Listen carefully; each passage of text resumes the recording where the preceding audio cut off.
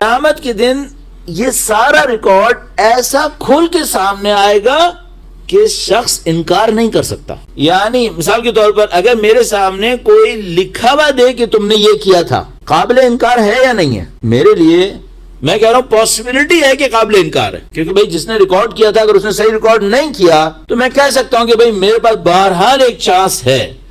قیامت میں ایسا کوئی چانس نہیں ہے. دوسری طرف سے ہمارے پاس آیات ہیں جو یہ کہہ رہی ہیں کہ مجرموں کو ان کے چہروں سے پہچان لیا جائے گا. یہ جو ہماری روح ہے جو ابھی ہمیں نظر نہیں آ رہی، ابھی ہمیں صرف اپنی باڈی نظر آتی ہے، یہ جو ہماری روح ہے اس کے اوپر ہمارے تمام اعمال ریفلیکٹ ہوتے رہتے ہیں. صبح سے لے کر شام تک، پیدائش سے لے کر موت تک جو کچھ کیا ہے یہ ہماری روح کے اوپر جمع ہوا ہے. اچھا کیا ہے یا برا کیا، یہ جو ہماری روح ہے ایکچولی یہ ہمارا ریکارڈ ہے.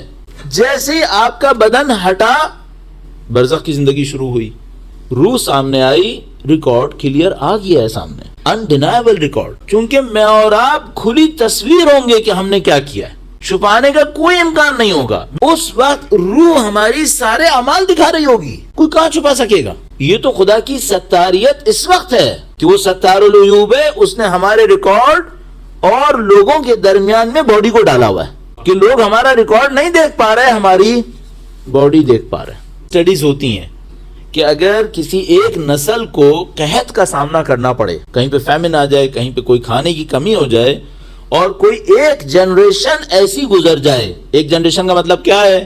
مثال کے طور پر ماں بچے سے پریگننٹ ہوئی قحط کے دور میں، پورے قحط کے دور میں پریگننسی تھی اور اس نے ڈیلیور کر دیا. اگر یہ ہو اور ایک بچہ قحط کے دور میں نارمل حالت میں قحط کے دور میں پیدا ہوا، زمین دنیا میں آ گیا، اب اس کا جو قحط کا ٹریس ہے یہ کتنی جنریشن تک جاتا ہے؟ عجیب اسٹڈی ہے، 3 جنریشن تک.